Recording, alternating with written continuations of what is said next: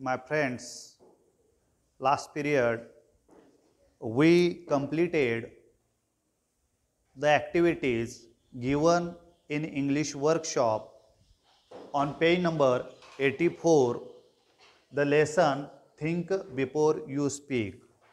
Today we are going to learn the next activities given in the English workshop on page number 85. Today we are going to learn and discuss about the activities given in English workshop. The first number activity is given there, figure of speech. Then second, examples of antithesis. Third one is the grammar part, clauses. And last one is think before you use.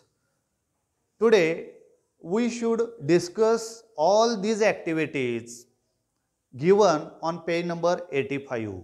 Therefore, you should open your book and see on page number 85 in the lesson Think Before You Speak. The first activity is given here, figure of speech. The figure of speech, in this activity we are going to learn about the antithesis. Antithesis, that means virodhabhas alankar. Figure of speech, alankar. And one part of antithesis is given, discussed in this lesson. Antithesis means the sentences has two parts, two pairs of the opposite words. For example, spoken and unspoken, master and slave, such words are used in a single sentences. The contrasting ideas make the sentences more effective, and therefore the poets, writer used such a types of a figure of speech in their writing. Putting together opposite or the contrasting ideas in one single sentences is a literary device. Literary device ही एक साहित्यिक रचना आहे. कवी किंवा लेखक लिहित असताना अशा पद्धतीच्या रचना तो करत असतो. परस्पर विरोधी रचना तो एका वाक्यामध्ये करत असतो. कारण असे विरुद्ध अर्थ असणारे जे वाक्य असतात, ज्या कल्पना असतात, ते अधिक परिणामकारक होण्यासाठी म्हणून कवी किंवा लेखक अशा रचना तो करत असतो. Such a literary devices is called antithesis. अशा वाक्य रचनेला, अशा विरोधी रचनेला, अशा परस्पर विरोधी रचनेला आपण काय म्हणतो? विरोधाभास अलंकार असं म्हणतो. One example I will write here. Man proposes and God disposes.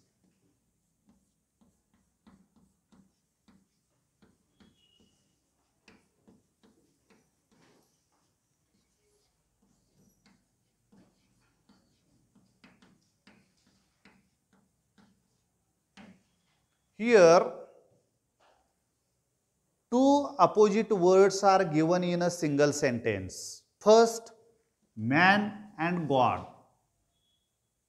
And another one, proposes, मांडणे, सुचविणे, disposes, शेवट करणे, अंतिम निर्णय देणे. म्हणजे मानव सुचवितो, मानव मांडतो आणि देव त्याचा शेवट करतो. Another one example we will look here. Speech is silver. Speech is silver and silence is gold.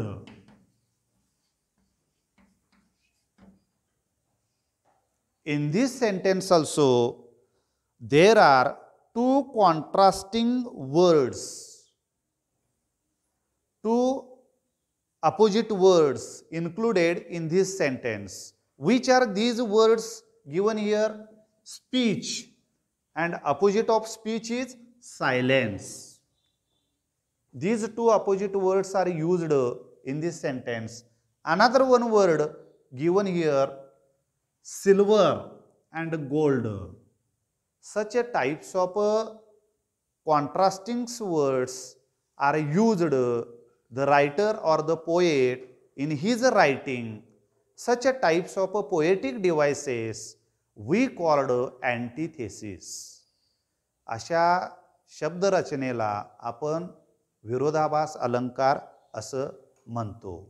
Now the activity is given here, examples of antithesis. First of all, we complete the figure of speech. अलंकारांचा उपयोग कवी किंवा लेखक कसा करतो हे आपण इथं बघितलेलं आहे. Now the examples of the antithesis we are going to learn here. This is the activity number 6. Look in your book on page number 85. Find some examples of antithesis from your mother tongue. Here, this activity is asked to you. You should frame, you should make such a types of a sentence. First, in your mother tongue, in Marathi, and translate them into English. And after using the Marathi sentences, then you translate it in English. Understand? The first sentence, जेवणाचे ताट द्यावे पण आपला पाट कधी देऊ नये. मराठीमध्ये आपण याचा विरोधाभास अलंकार इथं पाहिलेला आहे. जेवणाचे ताट द्यावे पण आपला पाट देऊ नये. ताट आणि पाट. Now you translate this sentence into English. Give food to your child, but never give your earnings. तुमच्या मुलाला अन्नाचं ताट द्या, जेवणाचं ताट द्या, परंतु तुमची मिळकत त्याला कधी देऊ नका, सर्वस्वी. हे उदाहरण सध्याला वास्तव आहे म्हणून इथं हे विरोधाभास अलंकार इथं वापरलेला आहे. जेवणाचं ताट द्या परंतु आपला पाट कधी देऊ नका. अनदर वन एक्झाम्पल इज, कष्ट देतात ताप पण त्याचे लाभ अमाप. कोणालाही कष्ट करायला आवडतं का?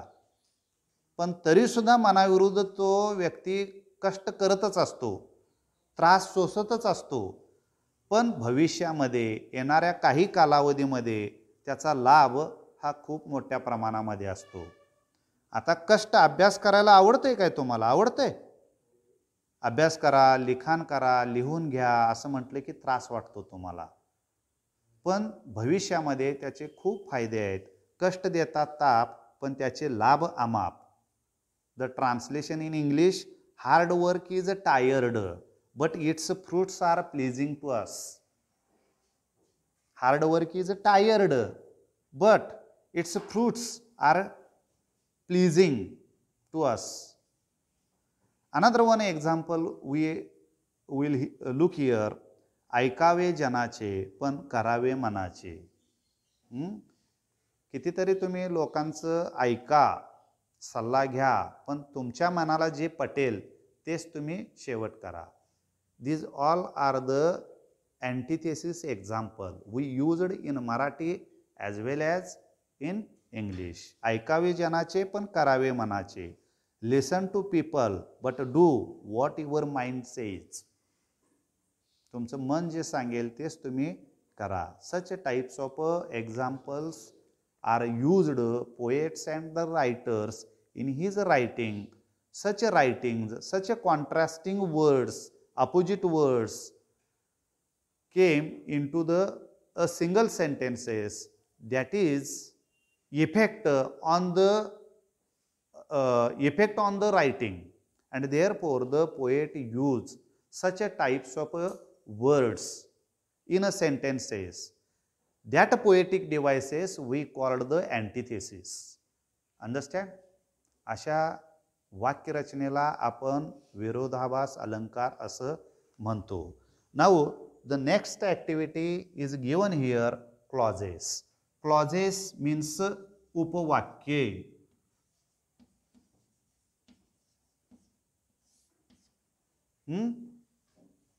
Clause, उपवाक्य.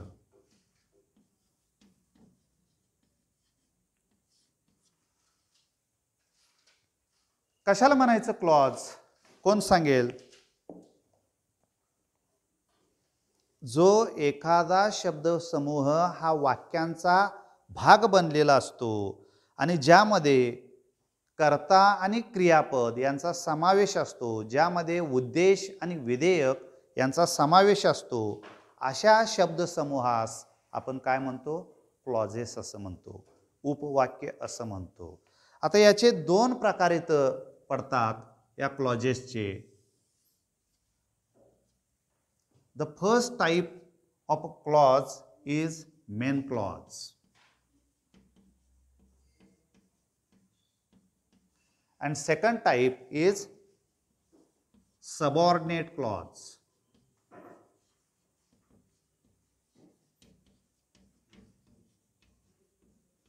Or dependent clause.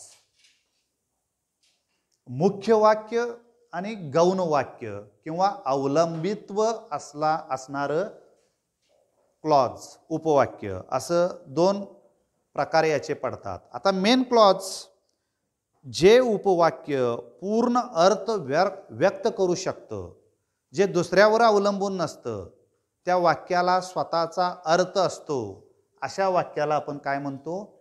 Main clause असं म्हणतो. लक्षात आलं? Main clause. Such a sentence is independent. Such a sentence gives its a special meaning. This sentence is not dependent on the another clause. That's we call the main clause. And subordinate clause, this sentence is dependent on another clause, is dependent on the main clause. It has not a special meaning. याला स्वतःचा स्वतंत्र असा अर्थ नसतो, खास अर्थ याला नसतो. जे वाक्य मुख्य वाक्यावरती अवलंबून असतं त्याला आपण गौण वाक्य असं म्हणतो, अवलंबित्व वाक्य असं म्हणतो. जे उपवाक्य स्वतःचं पूर्ण अर्थ व्यक्त करू शकत नाही, त्याला दुसऱ्या वाक्यावरती अवलंबून राहावं लागतं, अशा वाक्याला आपण गौण वाक्य किंवा अवलंबित्व वाक्य, इंग्रजीमध्ये याला सबऑर्डिनेट क्लॉज असं आपण म्हणतो. आता एक उदाहरण आपण इथं बघूया. He said that he was busy.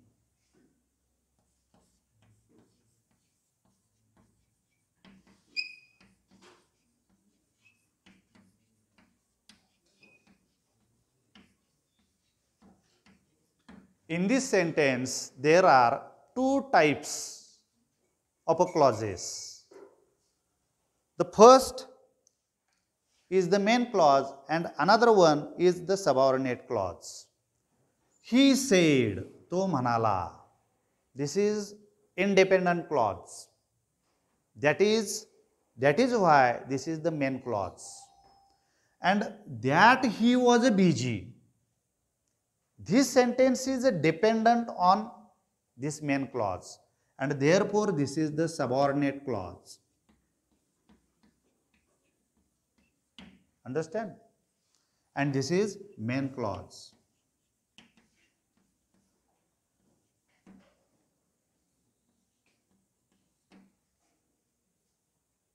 In this sentence, the sentence pattern is he, yes, said, we, that means subject plus verb. उद्देश आणि विधेय या दोन्हींचाही उल्लेख या वाक्यामध्ये केलेला आहे.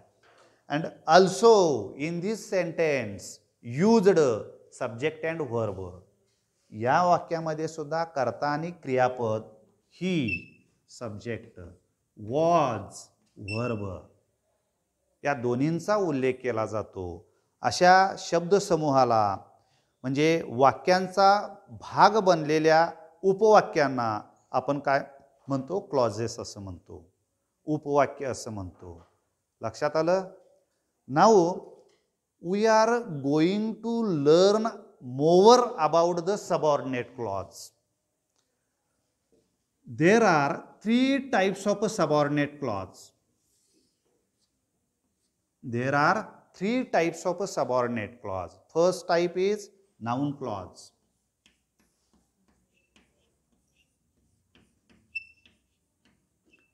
Second, adjective clause. And third, adverb clause.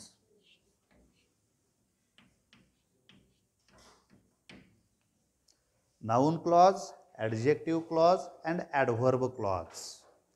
Such types of sentences used in a subordinate clause.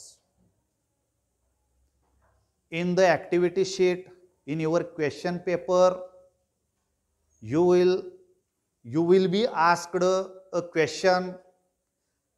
Read the following sentence, read the given sentence and underline the subordinate clause and name it. परीक्षेमध्ये तुम्हाला असा प्रश्न विचारला जाऊ शकतो, खाली दिलेलं वाक्य, त्या वाक्यामध्ये सबऑर्डिनेट क्लॉज गौण वाक्य कोणतं आहे त्याला अधोरेखित करा आणि त्याचं नाव सांगा. That time you should write there, this is the subordinate clause and this is the noun clause or the adjective clause or the adverb clause. आता हे ओळखायचं कसं?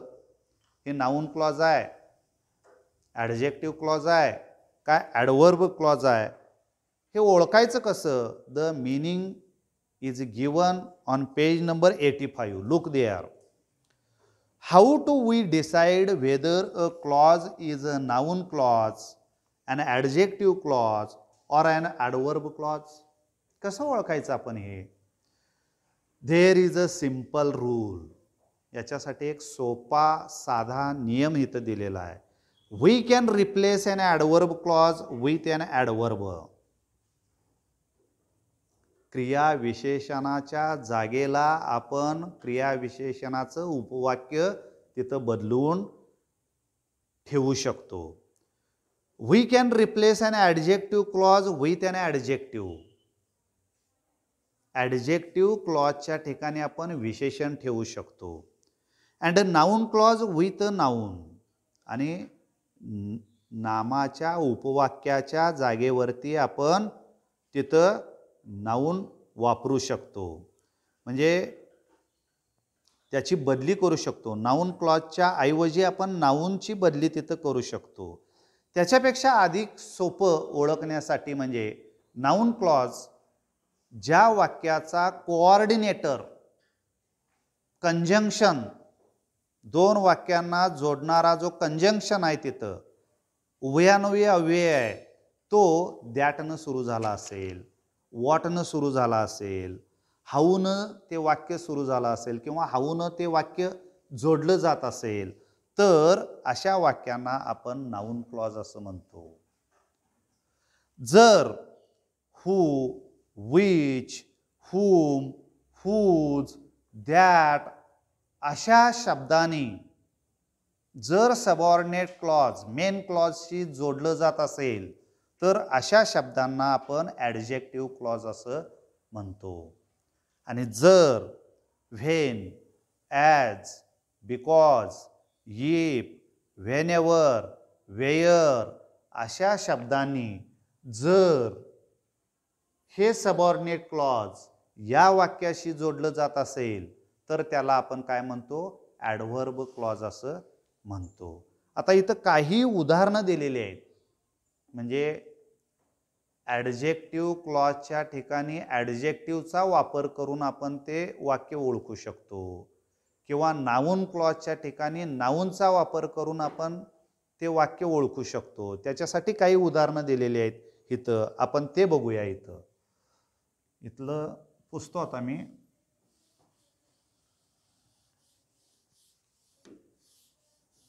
In your book, there are given some examples of adverb clause, noun clause and adjective clause. The first sentence is given there, but I don't know the answer. But I don't know the answer. Here in this sentence, answer is used as a noun. या वाक्यामध्ये answer हे noun म्हणून इथं वापरलेलं आहे. answer.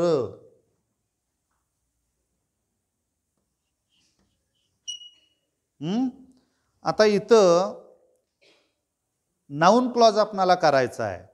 But I don't know what they want. But I don't know what I want.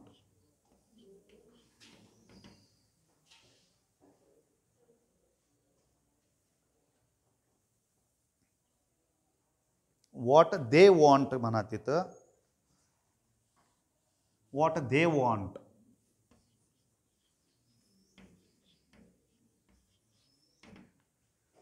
Here, but I don't know, this is the main clause. And what they want, this is the subordinate clause. But which type of this subordinate clause? This is the noun clause. इथं दोन वाक्य दिलेले आहेत. याला आपण म्हणतो मुख्य वाक्य, जे या वाक्यावर अवलंबून आहे, आणि दुसरं दिलेलं आहे गौण वाक्य, जे या वाक्यावर अवलंबून आहे. पण हे नाउन, हे वाक्य हे नाउन क्लॉज आहे, कारण इथं या शब्द नाउन आलेला आहे इथं, आणि त्याच्याऐवजी आपण हे इथं वापरलेलं आहे, म्हणून हे नाउन क्लॉज आहे. आता 2 नंबरचं वाक्य तिथं दिलेलं आहे. He told us a funny story.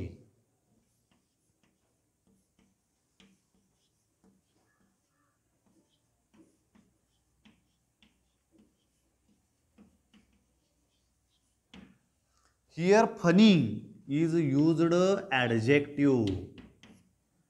विशेषणाचं रूप इथं वापरलेलं आहे. Now we should frame this sentence into adjective clause. आपण याच वाक्याचं आपण adjective clause मध्ये रूपांतर करणार आहोत. He told us a story that was funny.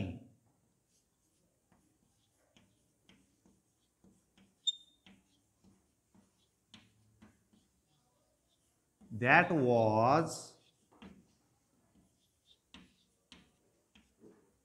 a funny. He told us a story. This is main clause. That was a funny. This is subordinate clause. This is adjective clause. Funny is used here in this sentence. याही वाक्यामध्ये कर्ता आहे आणि क्रियापद आहे. याही वाक्यामध्ये कर्ता आहे, क्रियापद आहे, परंतु तो शब्दसमूह एका वाक्याचा भाग आलेला असतो, म्हणून यांना आपण उपवाक्य असं म्हणतो. यातलं हे मुख्य वाक्य आहे, हे गौण वाक्य आहे. Another one sentence, they went away.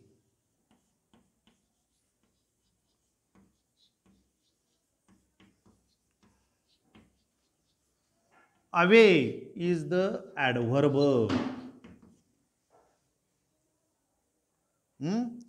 Now we use such an adverb into another one adverb clause sentence.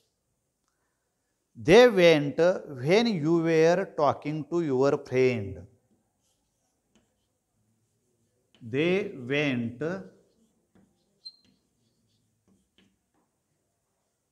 when you were talking to your friend.